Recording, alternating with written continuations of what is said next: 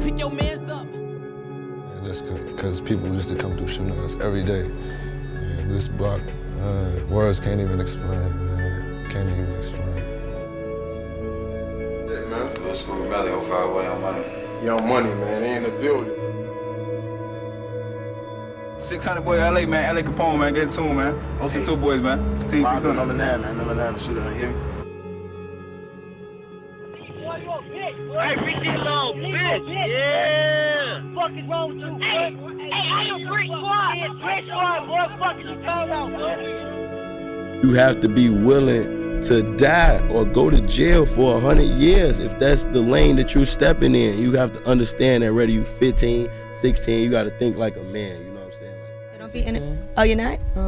Why does everybody say you're only 16 years old? They say what they want to say. How old how old are you? 300. The story of Makado.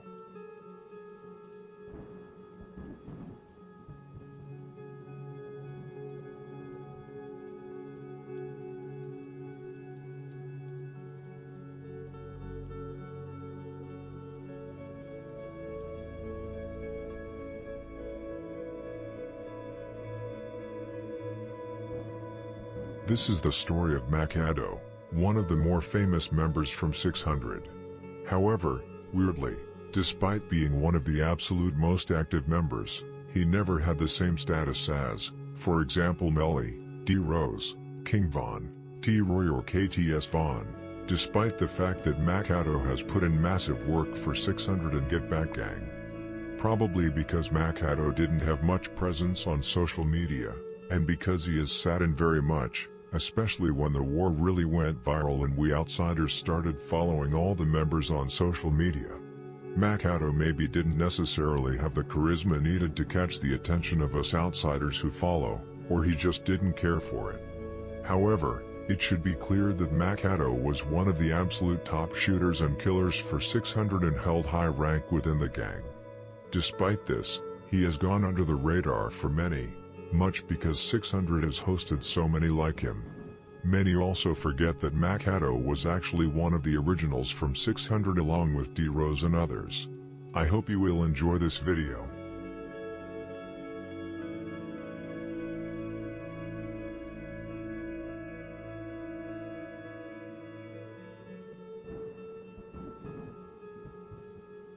Makado, or Mak-A-Do-Ya, whose real name was Makavell Samson, was born on January 26, 1997, which makes him 1 year younger than L.A. Capone. Mac, as he also was called, was one of the originals from the neighborhood, which at that time was known as Brick City, named after a long brick alley that ran behind the block at 59th and Calumet. Growing up, Mac attended Carter Elementary School, which was considered an op school by 600. What's interesting is that when Mac attended Carter, he was actually claiming GD, but after a while he eventually turned around and started claiming BD once 600 got established as a set and he became closer with its members. However, even in Brick City around 2005 to 2008 there were actually members who claimed both BD and GD, so it wasn't that strange really. At that time, it wasn't as divided as it would later become. You had people like 600 Breezy, Young Famous, Lil Boo, and Stello all repping GD at the time. On the BD side, there were guys like E-Day and C-Day from the Randolph Towers. D-Thang's older brothers, Trigger and Chief Domo, were BDs too. Other BD names from Brick City included Huncho Hudo, AK, and Lo. So in those early days, it was a blended crew, BDs and GDs moving together. But as time went on, that unity began to crack, and the split between the two would become much more defined. Makado was raised by his mother and they lived in the white building on 63rd and Michigan, which is Front Street territory. It was there that he met many of the members who originally originated from Front Street but that would later become 600. For example, members like Inky D, Manny, and Boss Moo all came from that area. It was also here that he met D Rose, who attended a private school just 2 blocks away from where he lived. Several other members also attended this school.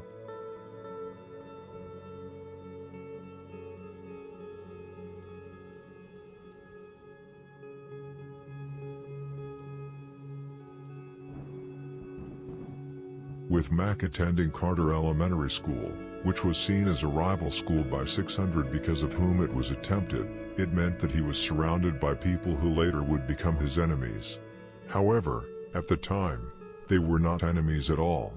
Mac's best friend growing up was none other than Lil Scrapp from Mob. In fact, a lot of Mob members attended Carter with Mac. Scrapp and Mac always hung out with each other. Every day after school, Mac would walk from Carter to the Boys and Girls Club, or the center on 63rd and Wabash, bringing Scrapp with him. Mac was extremely loyal to Scrapp. He once got into a physical altercation with his own neighborhood friends to defend Scrapp after a hard foul during a basketball game. Tay said that they were so close that now when they are both dead, they are probably chilling with each other wherever they may now be. An interesting fact is that because of their very close friendship, Mac was actually extremely close to becoming a Mob member, but as he grew closer with members from 600, he had to pick a side. Because it was really only towards the very tipping point that Mac actually was forced to choose a side. It was also around this time, 2008 to 2010, that Mac dated KI from STL/EBT and also hung around with other STL and Jaro members. This was not strange at this time. Mac was not the only one who did it. Even King Von, Edog, and others hung out with Jaro and Young Money, for example. It is unknown if Mac and KI really had a relationship, but they were definitely dating and knew each other very well. However, once the war started, they chose different sides and instead started hating each other and insulting each other on Twitter.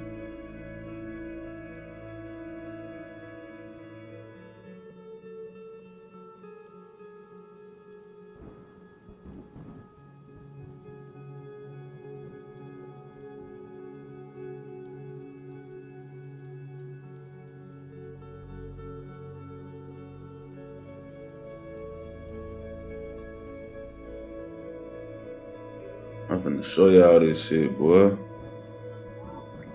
Motherfucker just mentioned. Oh, here you go. Look at these folk, boy. That's Mac. That's Mac and Kyra, boy. That's Mac and Kyra. That's a fan. He doing all that weird shit, saying all that other shit, but y'all see what I'm talking about? On King David, folks. This Mac and Kyra, folks.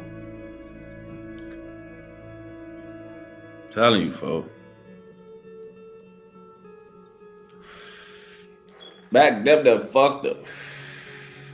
Back them that hit this. Back was a little loose screw at this time. He probably knelt that little ass to the cross, fucked him up. Mac probably turned the ass to a dyke. He probably fucked up, bogus as hell. She hell no, I ain't even known that. I ain't fuck it. I would just fuck girls.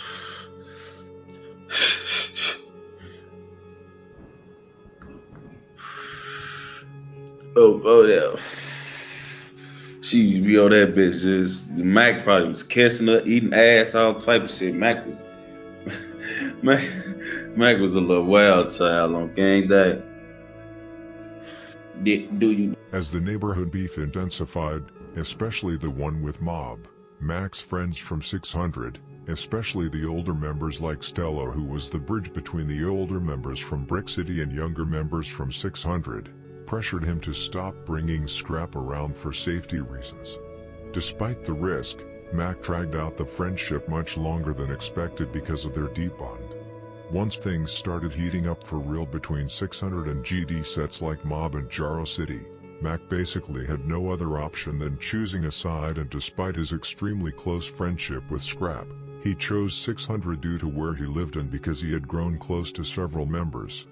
Mac also later flipped from being a GD to BD, just as many of the older GD Brick City members did. Lil Boo and Stello, who once was rejected to join Brick City by his older brothers, Chief Jamo and Trigger, was now the captains in charge with the youngins behind them.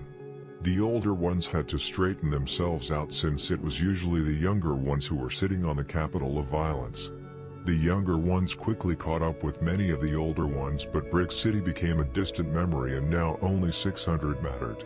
Some members were even forced to flip, and it got to the point where Stello and Lil Boo had basically put in place a no GD policy, You were either BD or you were an op. This also meant that Lil Scrapp and the rest of the mob members Mac used to be cool with, like Beans and Bookie, were now his enemies. Another reason why Mac ultimately chose 600 was because he was actually cousins with Tay 600.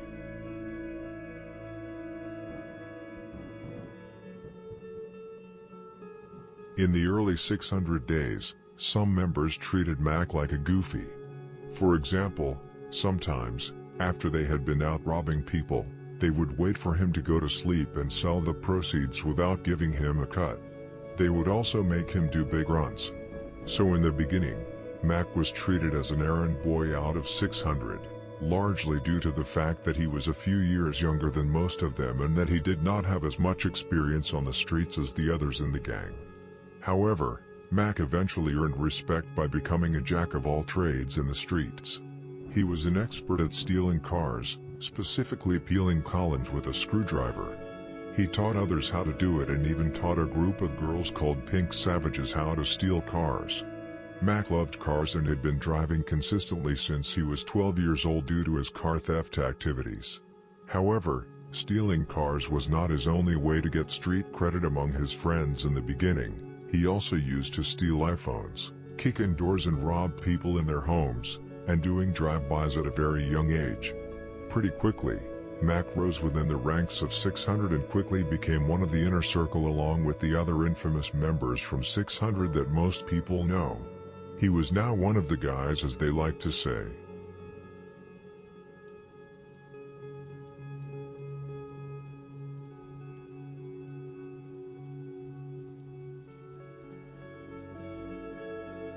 Like I said earlier, once 600 started becoming active in their beef with Mob, STL/EBT, and Jaro City started getting serious, a lot of the original Brick City members began claiming 600 instead. Over time, the Brick City name just kind of faded away and 600 became the main identity. D-Thang and Lil Boo also put a no GD rule in place, which led a lot of the former GDs from Brick City to flip BD, including Makado. The politics around it were complicated, but the bigger picture is that Brick City was already beefing with groups like Bully Gang, now Von World or Mob, and Jaro. So when 600 formed, they basically inherited those same enemies. Before it was called Jaro City, that side of STL was actually split into smaller groups like ABM, Cobb, and Darkside. Those eventually came together after Jarvis died, and that's when the name Jaro City started being used.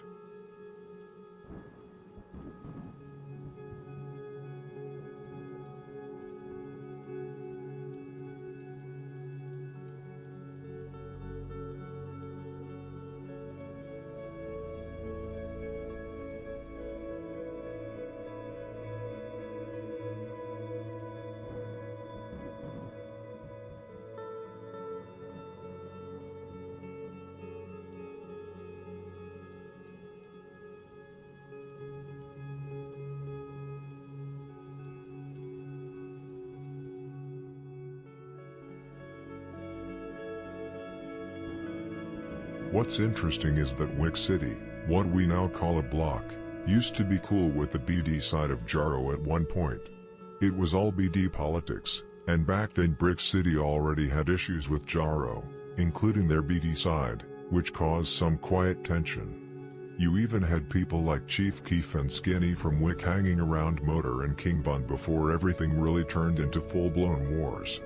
There are even old tweets where Von and Motor talk about chilling together back in the day, which shows how connected things were before everyone picked sides.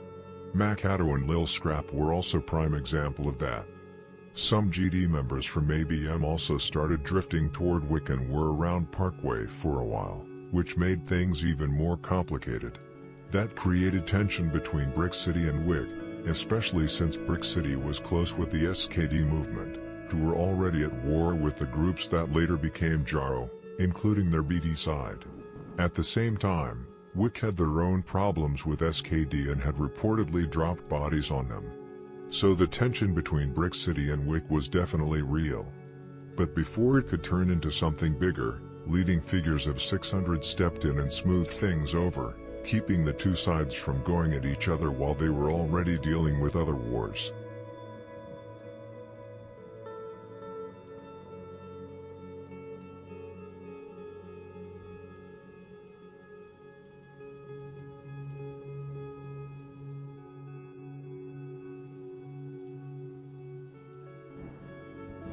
Around 2010 to 2011, the youngins from 600 were getting deeper into the wars, mainly with Jaro City, Mob, and STL. STL were never really 600's main ops like Jaro or Mob though. There was tension and a few deaths tied to both sides, but the body count between them has always been low, maybe 1 or 2 depending on who you ask. One name that comes up is D. Rose, who was allegedly behind a hit in December 2011. A lot of the confusion comes from 600 being closely allied with O-Block. Makado was involved in multiple hits with O-Block. Back when Brick City was still around, they didn't really have a direct war with STL. There was tension, but both sides had bigger enemies. STL were mainly focused on Wick City and Temp, while Brick City and later 600 were more focused on Mob and Jaro City. The issues between 600 and STL started with fights, like Ide reportedly fighting Seaball and Duck getting into it with Manny from 600. Things escalated once 600 started hanging around Wick City more in Parkway Gardens, which tied them closer to STL beef. Everything really got worse after Baldy was killed. Some people believe STL members were involved, but nothing was ever proven. What really fueled the hate was the disrespect afterward. Baldy's death was heavily mocked online by people from Jaro, Mob, and STL.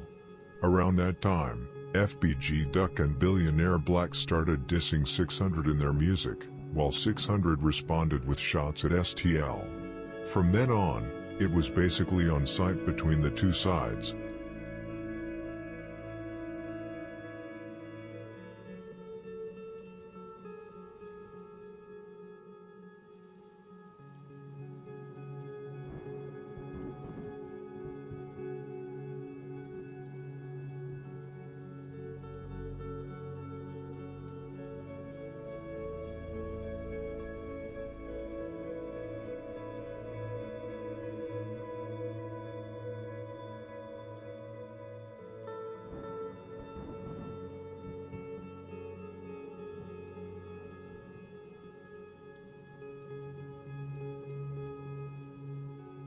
The wars with Mob and Jaro City were mostly inherited.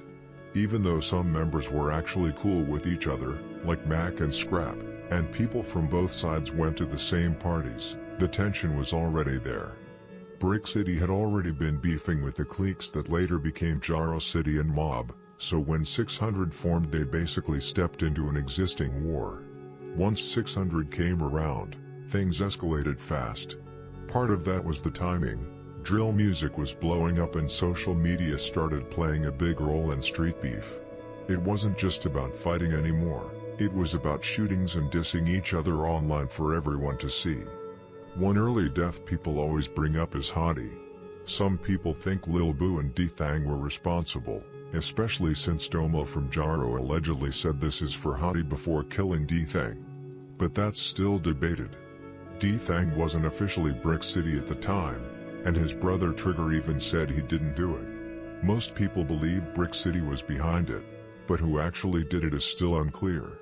What matters more is that the war was already active before 600 even formed. Once 600 joined in, with younger members trying to prove themselves, things got more violent. By 2009, Beans from Brick City/600 shot Gucci from Jaro City and got 20 years for it. Shootouts between the sides started happening a lot. Doma from Jaro was shot multiple times, including by Stello and Inky D from Brick City/600, and he also exchanged gunfire with Ide and 600 Breezy. At that point it wasn't just tension anymore. The situation had turned into a real war, and it was only a matter of time before more bodies dropped.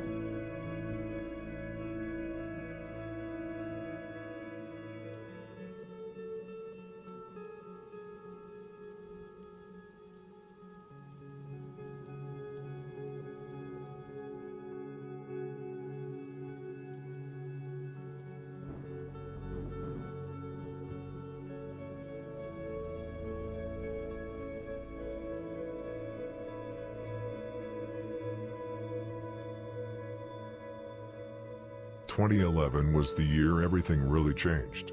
The tension between 600, Mob, and Jaro City had been building since 2009 to 2010, mostly through shootouts and drive-bys. But in 2011 the bodies started dropping, and the war really kicked off. The first loss was Lil Steve from Brick City, who was killed in a drive-by in late May 2011, allegedly by Mob. About 2 months later, 600 took another hit when Baldy was killed, reportedly by people from Mob and STL/EBT. Some say that it was Mac's former best friend Scrapp who was involved and that it caused Mac to truly hate him after that. Mob especially gave 600 a tough time. Even some people inside 600 didn't like sliding on Mob because they were known to retaliate quickly and hard. That same summer, OD from Wick City, who was close with a lot of 600 members, was also killed, reportedly by Mob and STL, adding even more tension. Interestingly though, Jaro City stayed quiet that summer, and there was a reason. In early summer 2011, 600 and Jaro actually agreed to a truce. Despite later claims that 600 forced Jaro into peace, the real reason was a shootout between 50 Shot and Lil Boo where several bullets hit a school bus. That, along with growing police pressure and talk of a possible RICO case, pushed both sides to cool things down. The truce lasted for a few months, at least when it came to shootings. Fights and robberies still happened, but for a while nobody was pulling triggers.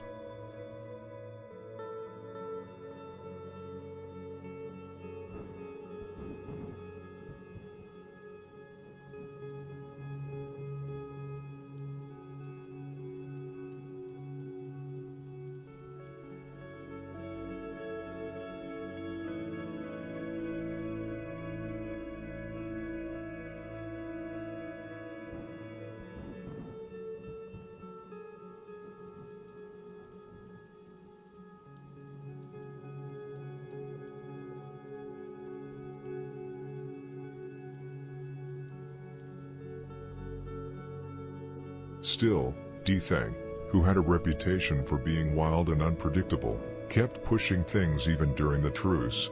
He would ride his bike through Jaro's area just to scare people and make them run. He also allegedly robbed King Lil J and even took DB's shirt, basically flexing on them without shooting. That kind of pressure kept Jaro on edge. Tutu and Lil Daryl would often walk DB home because they didn't trust that D-Thang would hold back forever. Eventually things snapped. After Baldy was killed by Mob in summer 2011, 600 focused more on Mob, but D-Thang was still a constant problem for Jaro. At the same time, a lot of Jaro's main members were either laying low or focused on beef with O-Block. Finally, Doma from Jaro decided to act. He linked up with Bostrel and they went after D-Thang. The result was D-Thang's murder, which officially ended the truce between 600 and Jaro. According to police reports, Doma yelled "This is for Hottie" when he shot D-Thang, referring to an earlier death Jaro blamed on Brick City. Whether D-Thang was actually involved in that is still debated, but in Jaro's eyes it was revenge. Doma was later arrested and charged with the murder, and in 2021 he reportedly committed suicide in jail, closing a major chapter in the war between 600 and Jaro City.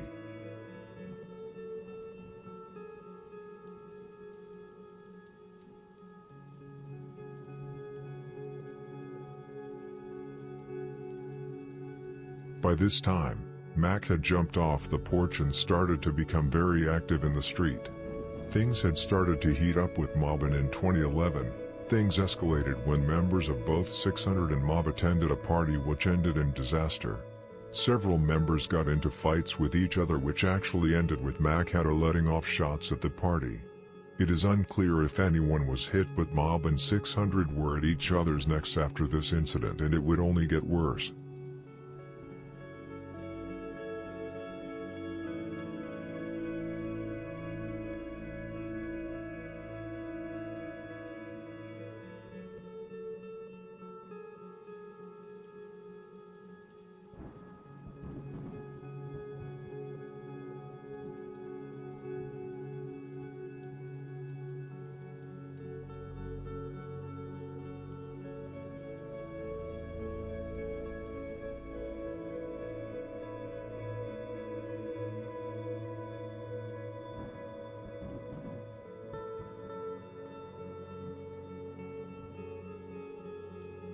Later in 2011, on September 19th, 600 lost one of their most loved members, Lil Steve, Memo's older brother. He was allegedly killed by Lil Scrapp, Mac's former best friend. According to reports, both Scrapp and Moochie from Mob were involved. They were actually arrested for the murder at first, but the charges were later dropped because there wasn't enough evidence. Just like D-Thang's death, this was a huge loss for 600. Lil Steve meant a lot to the block, and after he died they named Steve Drive after him in his honor. Steve was very active in the streets. After Baldy was killed, a hit many people also blame on Lil Scrapp. Steve was furious. At the time, Scrapp had recently moved into 600 territory, and Lil Steve reportedly went over there and shot up his house. There's also a wild detail people bring up about that situation. Lil Scrapp's dad used to come to 600's block and beg them not to kill his son. The day Lil Steve was killed, someone called saying Scrapp was on the block. Lil Steve and a few others went over there to confront him. When they got there, Lil Scrapp allegedly started shooting. Lil Steve was standing there yelling at the guys with him to shoot back at Scrapp while the shots were going off. Mac already hated Scrapp for what he allegedly did to Baldy and for his involvement in the killing of OD. But after Lil Steve's death, that hate became much deeper. It was a different kind of anger than before. From that point on, Mac felt like if he ever got the chance to kill Scrapp, he would take it.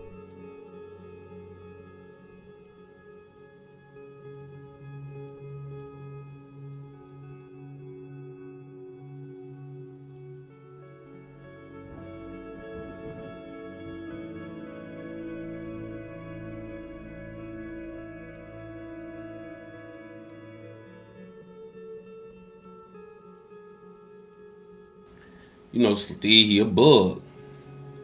It's to a point now where, you feel me, folks and them died, he like, nah, fuck that, nigga. That bitch ass nigga steady trying to get his son say they just kill folks. Man, Lil Steve walked to that nigga crib and put slugs all through that bitch. No cap. Went to the Scrap crib, put slugs all through that motherfucker on phone now. Feel me? Like, he real live. No talking, no nothing. He walked right over there.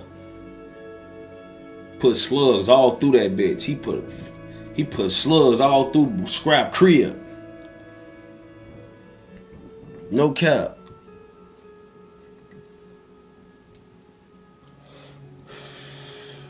He lit that bitch up like a Christmas tree. Lil Steve wanna play, he said, fuck it, we can't never catch this bitch ass nigga coming out the crib. His daddy wanna keep walking over here and try to call peace streets. Nah, man, they done killed folk. Something to go on. Man, he walked the Blood Bride crib, man, and put slugs in that motherfucker, man. He say, I don't give a fuck who in there. This nigga Lil Steve was crazy, man. He ain't get no fuck. During the heated year of 2012, Mac was very active. He was hanging out with the top shooters from both 600 and O blocks such as C-Day, Lil D, King Von, Tay, Rondo, M-Thang and others. It is rumored that Makado actually caught a body in 2012 or at least was present on hits, but I have no confirmation of that information. The rumors I have heard are that he allegedly killed Charles from M-Town together with Buka from 600 in September 2012. However, this is only a rumor and nothing is verified, so I will not go into detail about it, but I wanted to mention it. Makado was also allegedly involved in several shootings in 2012. In one case, he reportedly slid on Mob and shot his former friend Beans. Scrapp was there too but wasn't hit. Later that year, in October, Mac was present for another shooting, this time outside a school. A lot of people know about it because of King Von's lyric in the song Wait where he raps, I shot up Dunbar with LA, M-Thang and Makado. That line comes from an incident on October 24, 2012. Earlier that day, a couple of Brick Squad members had jumped blast his ass in tricks from 600. After hearing about it, LA Capone, M-Thang, Makado, and King Von got a call and pulled up to Dunbar High School. When they got there, the first Brick Squad member they saw outside the school, CJ, was the one Von allegedly shot at. Nobody was hit, and they all left right after. After the incident, a lot of people on Twitter mocked 600 block, claiming only one shot was fired and that it came from a .22 caliber gun. Still, the situation shows the kind of status Makado already had by 2012. It's also worth noting that King Von, M-Thang, and L.A. Capone were all a few years older than him, while Makado was only 15 at the time. Even at that young age, they trusted him to be there because they already saw him as someone dangerous.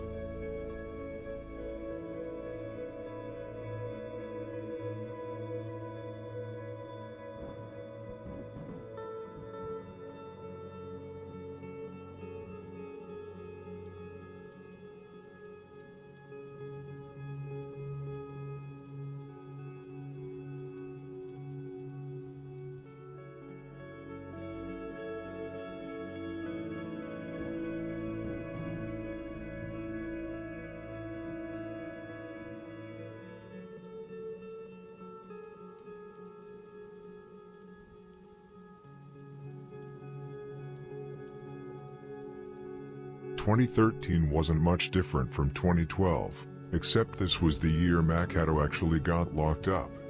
The incident that led to his arrest happened on August 18, 2013, near 6141 S. Indiana Avenue. Mac was 16 years old at the time and a student at Chicago Vocational High School. Police officers were investigating a shooting nearby when they spotted him. According to police, when they approached Mac, he took off running. Officers chased him into an alley, and during the chase he threw his gun on the ground.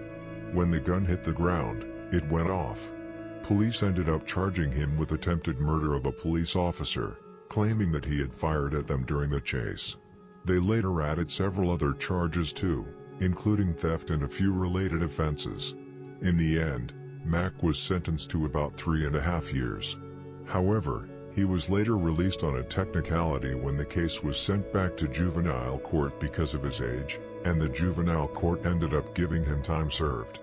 If he had been tried as an adult, he could have been facing anywhere from 40 to 50 years in prison.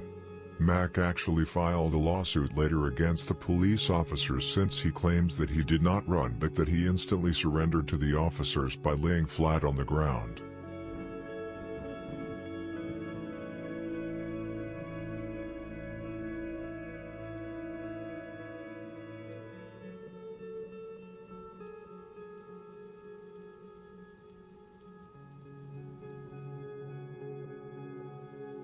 While locked up, Makado lost close friends like L.A. Capone and Jamo, who were both killed in September 2013. Being in jail when it happened hit him hard because there was nothing he could do about it. He reportedly felt helpless watching everything unfold from the inside.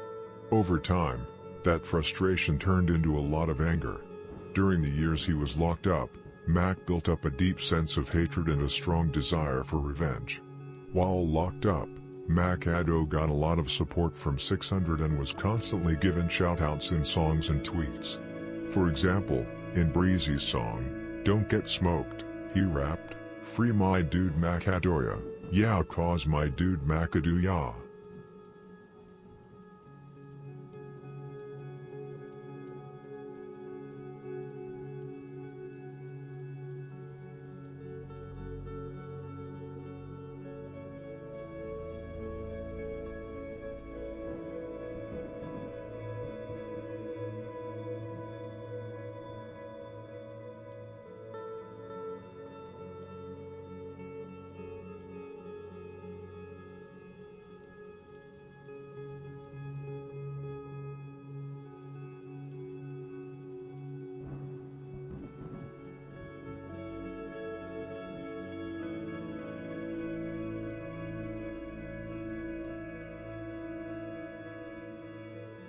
A couple months later, in summer 2014, Lil Scrapp from Mob, who used to be Mac's childhood best friend, was killed. His death became heavily discussed because there are many different theories about who was actually behind it. Lil Scrapp was one of Mob's top young members at the time. He was allegedly involved in multiple murders, including the killing of Memo 600's brother Lil Steve. He was well known in the streets and often mocked his ops on Twitter. He was also known for shooting L.A. Capone in the leg in 2012. Because of all this, 600 hated him deeply, especially Mac, who really despised him. On June 7th, Scrapp was standing in an alley on the 5600 block of South Wabash Avenue, which is Mob territory. He was there with Moochie from Mob, the same person he was allegedly with during the killing of Lil Steve in 2011. While they were standing in the alley, a black car pulled up. Two men jumped out with guns and ran toward them, then started firing multiple shots. Both Scrapp and Moochie were hit several times. Lil Scrapp was pronounced dead at the scene when paramedics arrived. Moochie was taken to John H. Strodger Jr. Hospital in critical condition but survived and is still alive today. After the shooting, witnesses told police they saw a black car speeding away from the scene.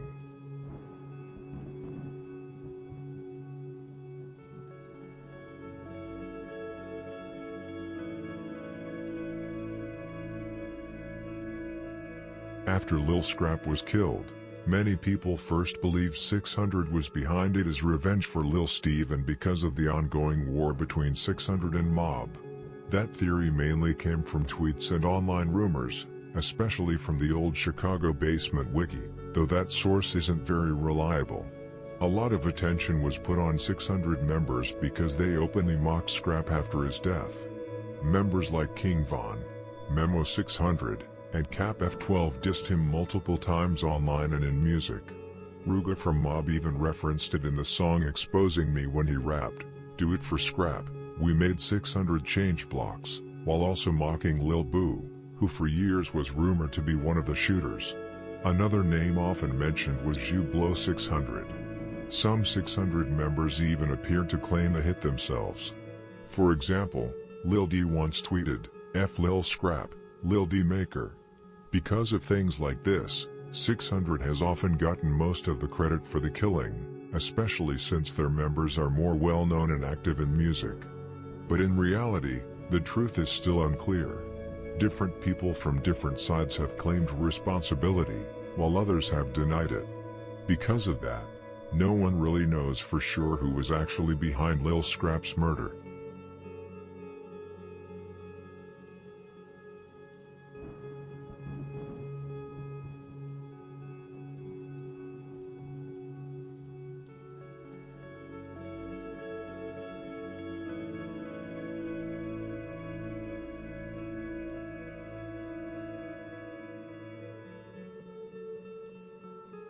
In 2015, Makado lost two close friends from 600, Lil Boo and Stello.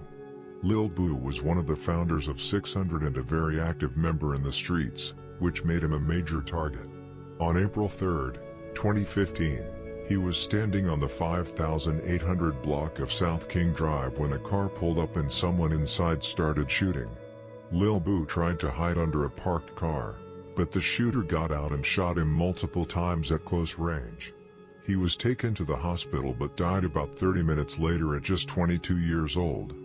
Many theories have circulated about who was behind the hit. Ario from 051 Young Money was arrested the same day as the suspected driver but was later released due to lack of evidence. Other names that have been mentioned in connection to the shooting include Motor from Jaro City and Melianucci from 051 Young Money, but the actual shooter has never been confirmed. Just a few months later, on July 21, 2015, 600 lost another member when Stello was killed. He was riding in a silver Charger with two others in the 5900 block of South State, which is considered mob territory. People on the street recognized the car, and shortly after a red vehicle pulled up and several shooters opened fire. The people in the Charger tried to shoot back, but Stello, who was sitting in the back seat, was hit multiple times and died at the scene at 26 years old. Witnesses said shots came from several directions, including from the car, the sidewalk, and an alley. a boy from Mob was identified by witnesses as one of the shooters, though he was never charged due to lack of evidence. Another name often mentioned in connection with the shooting is Bebe from Mob. Stello was a respected and active member of 600, and his death was a major loss for the group.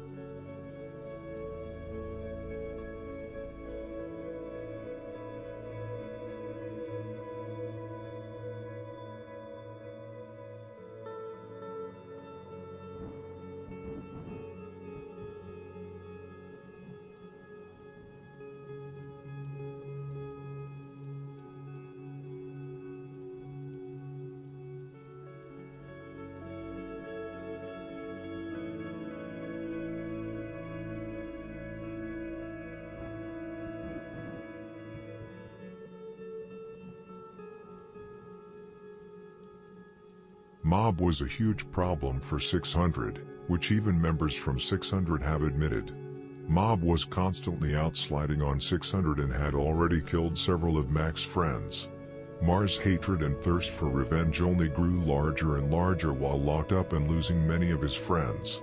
However, 600 and THF still managed to get back for Stello's killers by allegedly killing Bebe and a boy from Mob in 2016. Bebe was killed on June 14, 2016, and his murder has been surrounded by a lot of debate. That day he was in a Range Rover with other Mob members on the 6500 block of South Ross Avenue when they stopped next to a white car where a man was filling his tank with gas from a can. For unknown reasons, an argument started between Bebe and the man. Shortly after, several shots were fired and Bebe was hit in the hand and head while sitting in the driver's seat. The shooter fled and Bebe later died. Two main theories exist about who was responsible. One says people connected to 600 were behind it, possibly Wu-Tang from Duke Squad and Bite Down, with the motive being revenge for Stello's death a year earlier. This idea mainly came from tweets and online mocking from members associated with 600 after the murder. The second theory says Bebe was backdoored by Wugga World. Some people, including Rico Reckless in an interview, claimed Bebe had been set up. This may also connect to a double homicide at a house party in Wugga World territory 2 months earlier where Bebe was a suspect. In the end, there is no clear proof of who actually killed him. A few months later, on September 21, 2016, a boy from Mob was killed while walking with Boosie on the 5700 block of South Wabash. A shooter jumped out of a car and opened fire. Boosie managed to run, but a boy was hit, fell, and was then shot multiple more times before the shooter fled. He later died at the hospital at 25.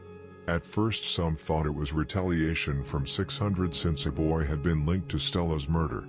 However, it was later confirmed the killing was carried out by THF-46. The gunman, Gucci from THF-46, was arrested and sentenced to 55 years in prison.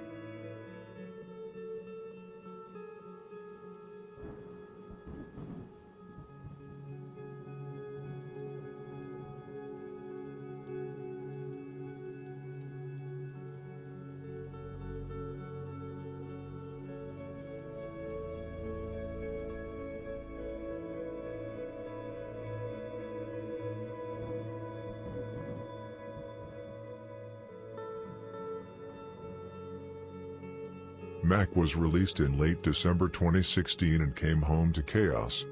Both O Block and 600 had lost several members and many of them were very close to him. But just as I mentioned earlier, Makado was thirsty for revenge and started sliding instantly when he came home. It also didn't take long before Mac lost another friend, D-Roy from a block, which led to the formation of Get Back Gang, where Mac played a big role, maybe the biggest of them all apart from the main character himself, HK.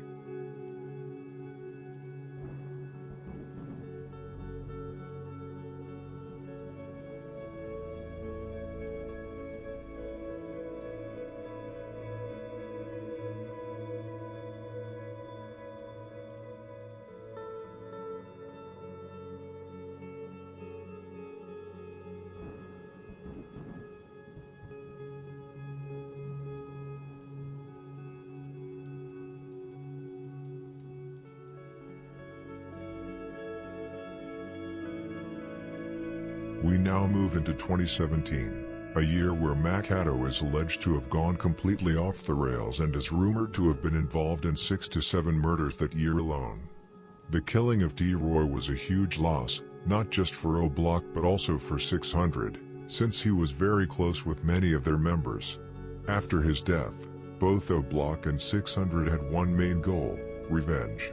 Their focus was on anyone connected to the murder, as well as members from Mob, Jaro City, Taekwon World, and STL/EBT. Buka from 600 even posted the infamous tweet saying, "Y'all don't know the half of what's finna transpire." By killing D-Roy, DB had essentially signed his own death warrant. He was still alive while several of his friends were being killed one by one, and he knew eventually it would come back to him. It was only a matter of time.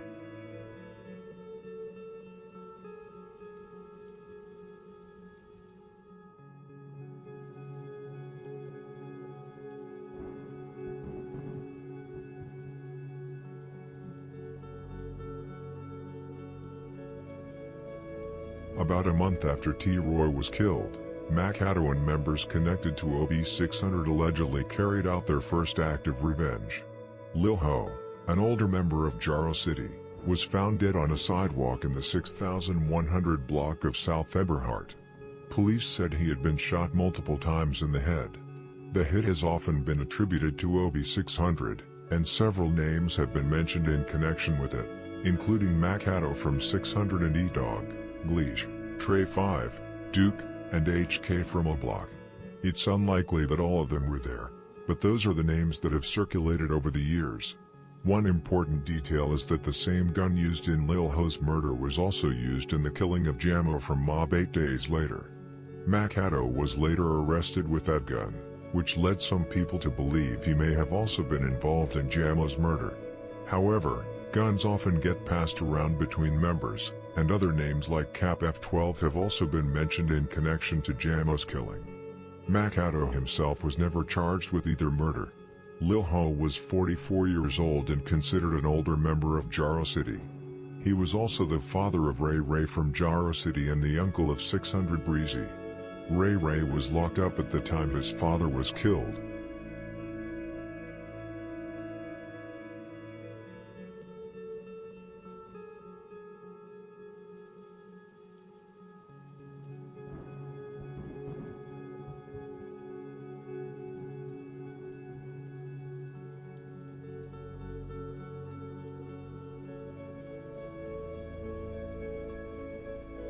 Eight days after Lil Ho's murder, Mac allegedly struck again, this time killing Jamo from Mob.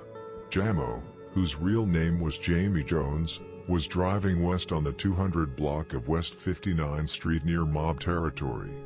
While stopped at a traffic light, another car pulled up next to him and opened fire, hitting him in the chest, back, and arm. He was taken to Strawger Hospital but died about 4 hours later. The names rumored to have been involved in the hit include Makado, Face, and Cap FCK12 from 600, along with Duke from O Block.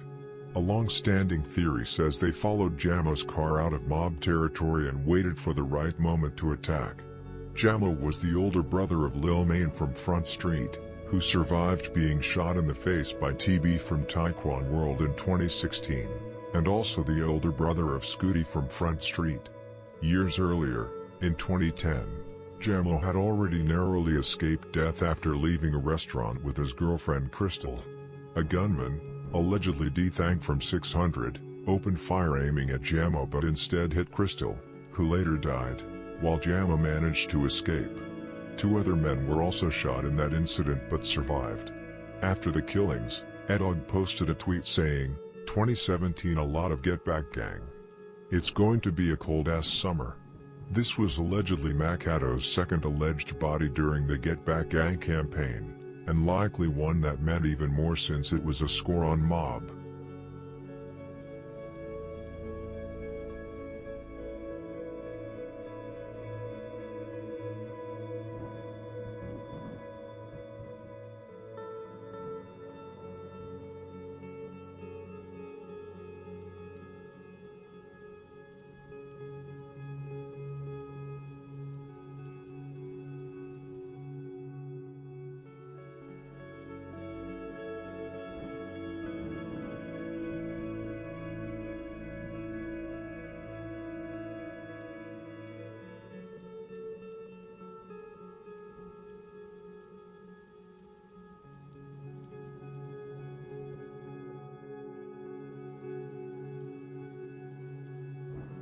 Three weeks later, the Get Back Gang struck again when HK from O Block killed Poppy from Taekwon World.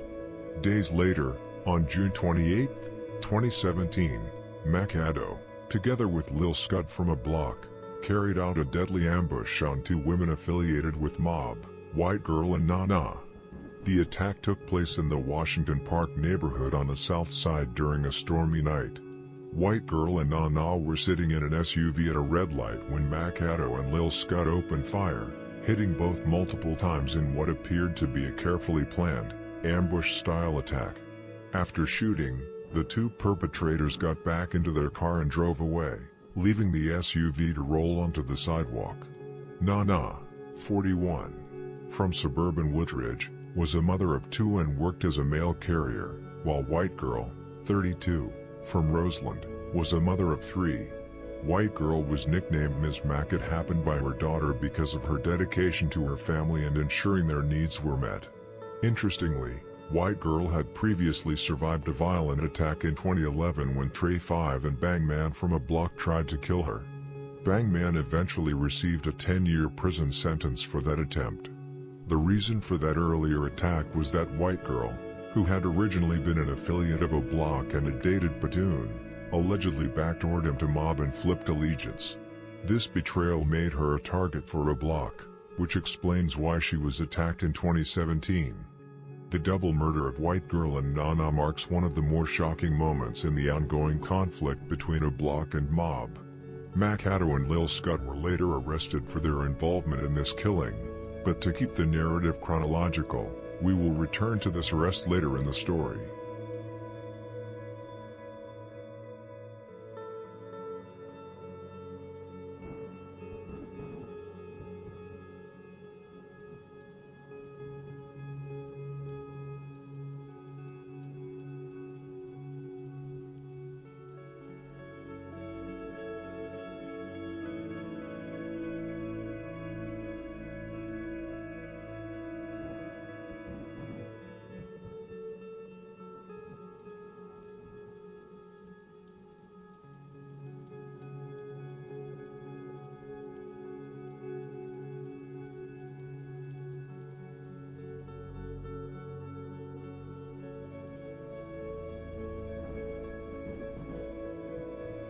Then, 2 weeks later, 2 more bodies dropped in a joint hit involving members of 600 and O Block, the murders of Coby from Taekwon World and Brick from STL/EBT, who was also FBG Duck's older brother and was rumored to have given up D-Roy's location to DB and Get Right.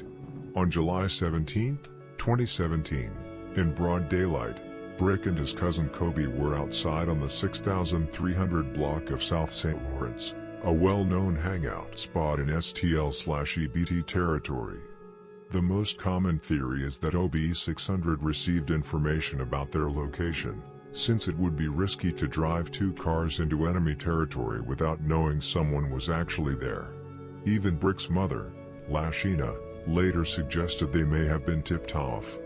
members of O Block and 600 reportedly arrived in 2 cars and drove toward 63rd. They circled the area and then split up. One car drove in front of the house while the other parked on 6312 South Rhodes Avenue.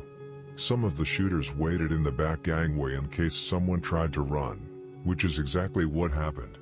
That detail is another reason Lashina believes someone may have given them inside information, because the shooters were already waiting in the exact spot someone tried to escape through.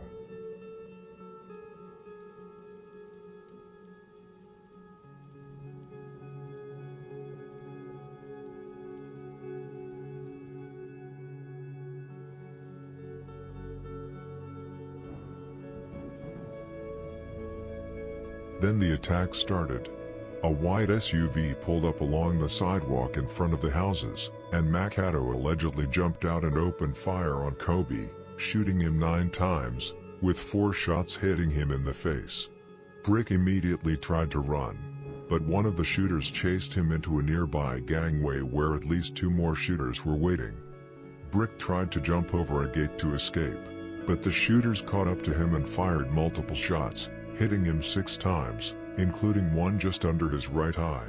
Some people claim he was shot while trying to climb the gate and that police found him hanging over it, though that detail has never been fully confirmed. After the shooting, the OB 600 members ran back to their cars and escaped. Both Coby, 31, and Brick, 26, were pronounced dead at the scene. A widely shared photo from that day shows FBG Duck comforting his mother, Lashina, at the scene after the murders, a moment that captured the pain of a mother losing her eldest son and a brother losing his older brother.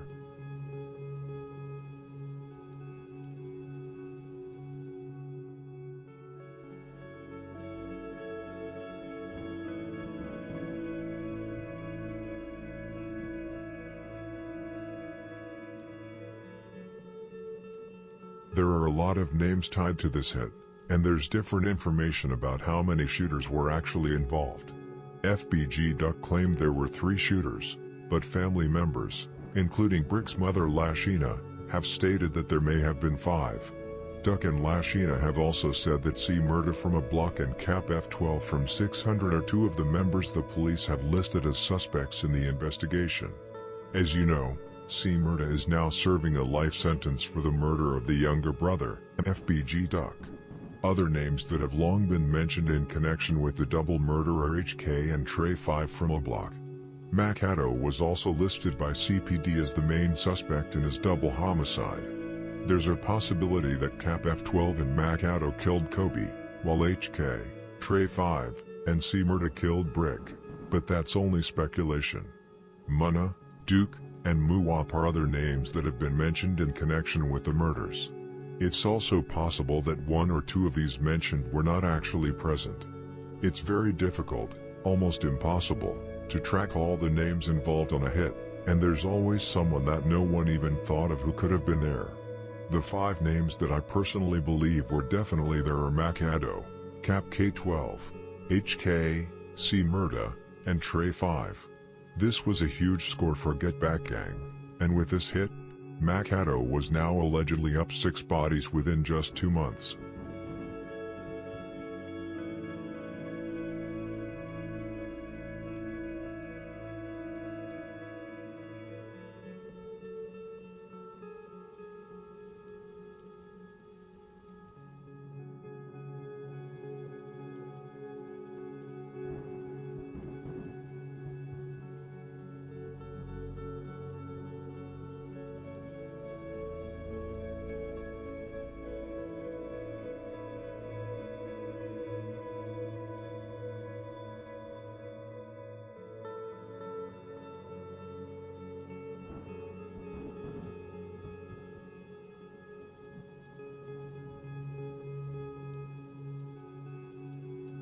On August 8, 2017, Mak-A-Do narrowly escaped death when he was shot twice in the legs by BA from 757. During the same incident, a 28-year-old man was killed, and 6 others were also shot.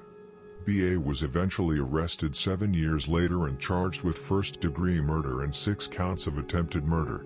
This incident also tied into the investigation of the double murder of Lil Scott and Makado, as Makado matched the description of one of the shooters, which later contributed to their arrests, which we will cover later in the story.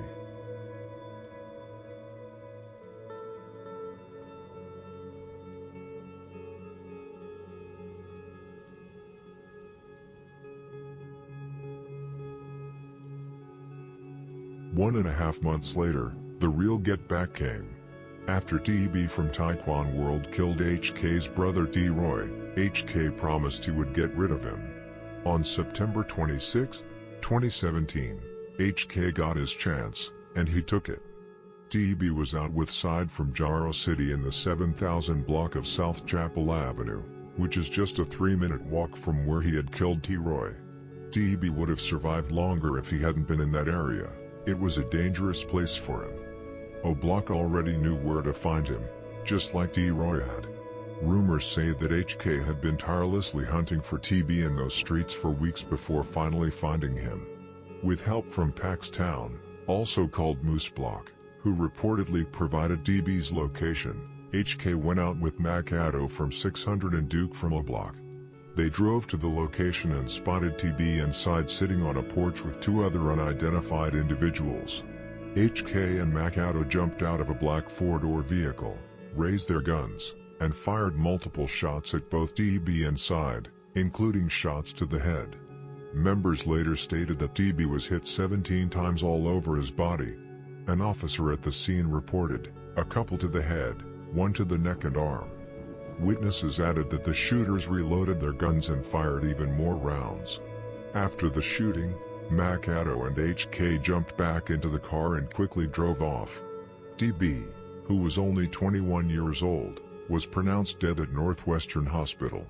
Side survived the initial shooting, miraculously recovering from a headshot, but sadly, 2 years later, he was killed alongside Motor from Jaro City in a hit allegedly carried out by Gino from THF 46.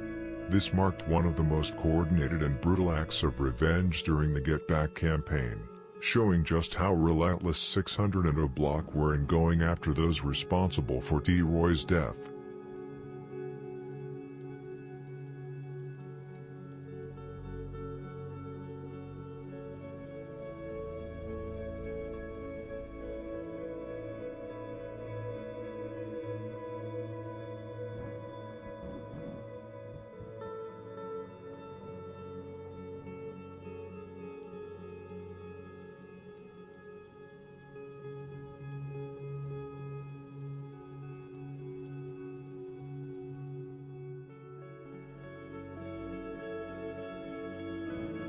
Police spotted the suspect car speeding away after the murder.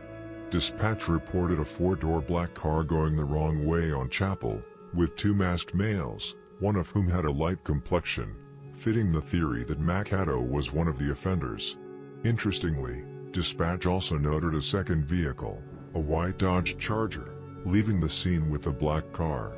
This suggests OB600 may have used 2 cars to circulate the area, find TB, and have backup in case something went wrong. Another person likely present but not shooting was Muwap from O'Block. The day after TB's death, Makado posted a picture with HK, both throwing up LA. As usual, when a high-profile member is killed, especially one O'Block was specifically targeting, mockery and disrespectful comments poured in online. TB's death also confirmed that he allegedly killed T-Roy.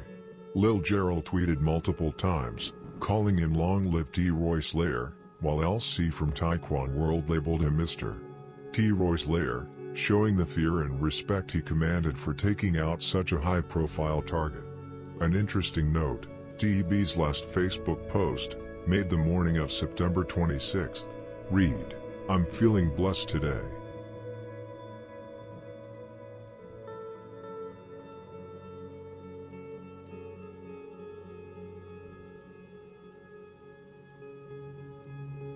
On November 24, 2017, HK from O'Block, the main figure behind Get Back Gang and avenger of his brother T-Roy, was killed. Initially, many suspected Wooski and Skinny from Jaro City, but the truth was that HK, along with Makado and Lil D, tried to rob a 25-year-old man in Parkway Gardens who had a legal gun and FOID card.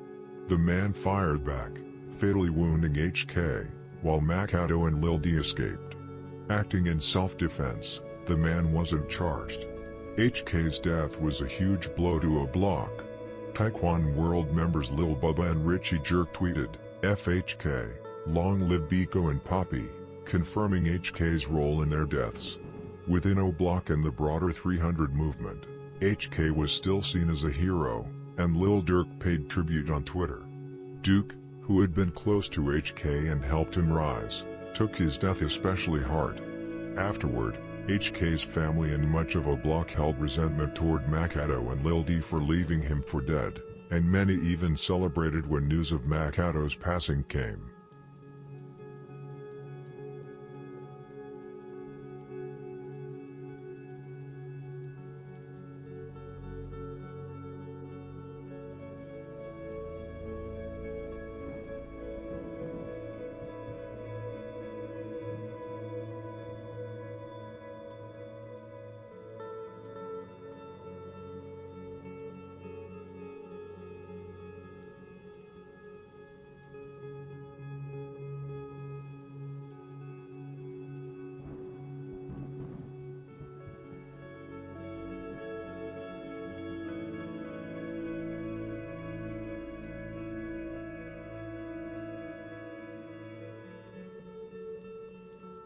In late December 2017, less than a year after his release, Makado was arrested along with Lil Scott from O-Block for the double homicide of White Girl and Nana, two mob affiliates, killed that summer.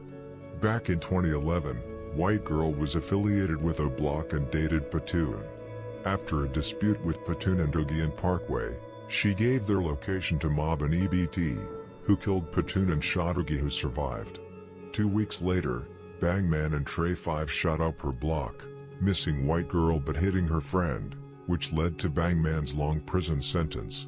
Trey 5 testified against Bangman but remained in O-Block. Years later, Mac and Scud tracked White Girl and Nana while they were driving. When the car was boxed in at a red light, Mac shot the driver's side and Scud the passenger side. CPD recovered the getaway car 5 minutes later and, through cameras, followed Mac and Scud to Scud's baby mother's apartment, though they couldn't see the exact unit, so they towed the car. Mac then contacted Trey 5, bragging about avenging Patoon and instructed him to pick them up. Trey 5 drove them in his baby mother's car back to the crime scene, which was captured on CPD cameras while police were present. Scud, under pressure, admitted he didn't wear a mask due to a skin condition and his fingerprints were on the car, leading him to give up Mac. Trey 5 was later picked up and provided authorities with texts and call history linking him to Makado.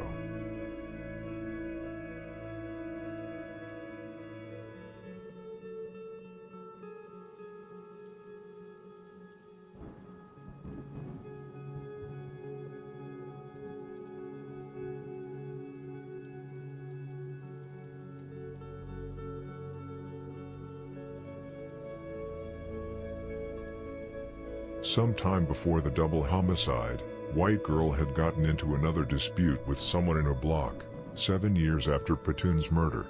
The situation escalated into legal action because he allegedly abused her. This person reportedly put a bounty on her and knew her location that night, which he gave to Mac and Lil Scud. They tracked her and her friend, and Mac shot White Girl 14 times through the car window. Police later recovered texts sent by Mac shortly after the murder, discussing payment. Lil Scud was sentenced to 26 years in prison, while Mak-A-Do never faced sentencing because he died in Cook County in 2023.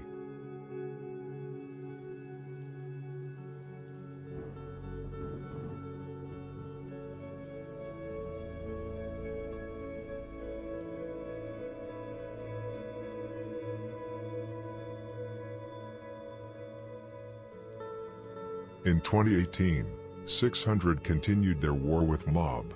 On October 9th, Dusky was killed in Mob territory on the 5900 block of South Michigan. He was shot in the head, while a 20-year-old woman was hit in the foot and survived. Jublo and Cap F12 from 600 are frequently linked to the hit. Dusky was a known shooter, allegedly involved in multiple homicides, including the killing of 14-year-old Lucy from Lakeside, which he later expressed regret over. Less than 24 hours later, Mob retaliated by killing Waldo from 600, nicknamed 4.0, on the 300 block of East 63rd Street. 4 shooters in a blue 2018 Impala fired roughly 22 rounds, hitting him all over, including the head. Names often mentioned are Lil Sean and Lil Boba from Mob, and Graysky from Geo Drive, who live-streamed after the shooting. Waldo was both a beloved and controversial 600 member, known for his disrespectful posts mocking deceased members. His risky behavior, walking openly the day after Dusky's murder, likely contributed to his death.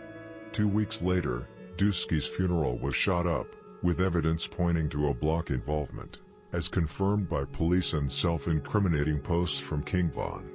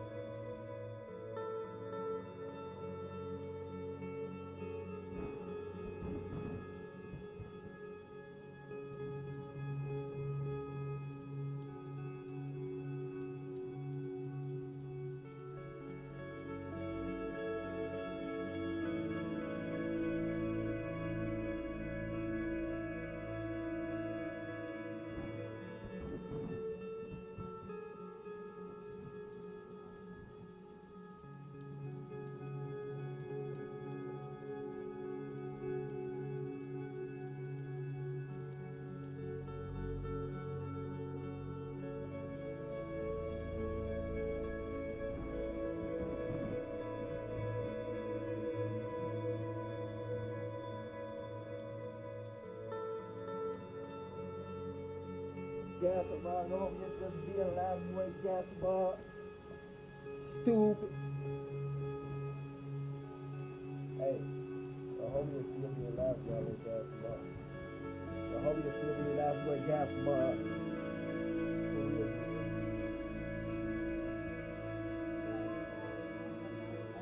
What's wrong, Todd?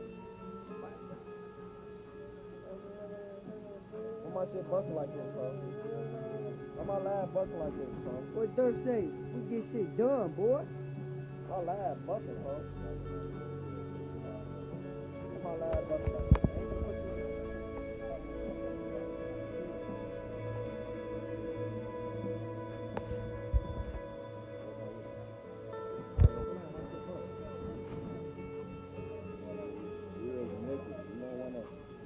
Playing with no whiskey, all them nines all what's wrong with. Ain't no 40-year-old nigga or copper or anything all this shit. Fuck Waldo, man.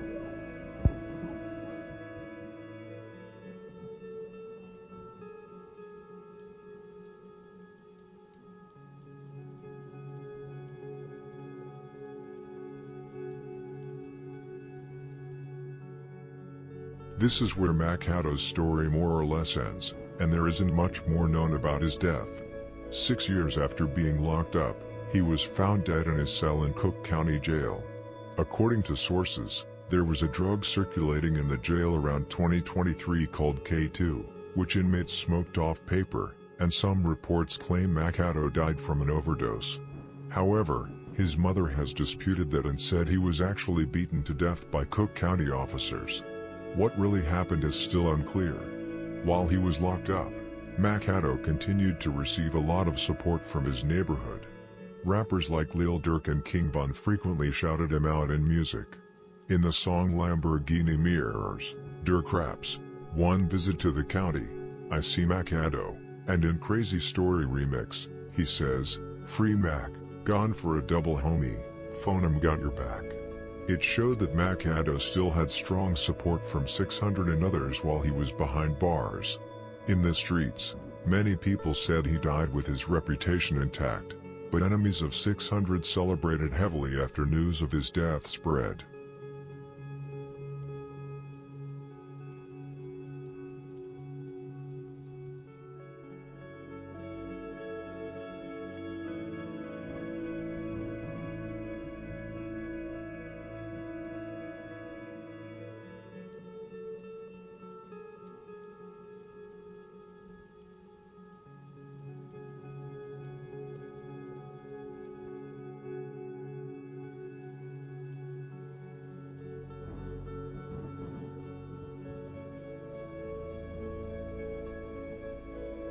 Thank you for watching this video. I hope you enjoyed it. Don't forget to like, comment, and subscribe. Stay safe, and may God bless you all. Let me know what you want to see next.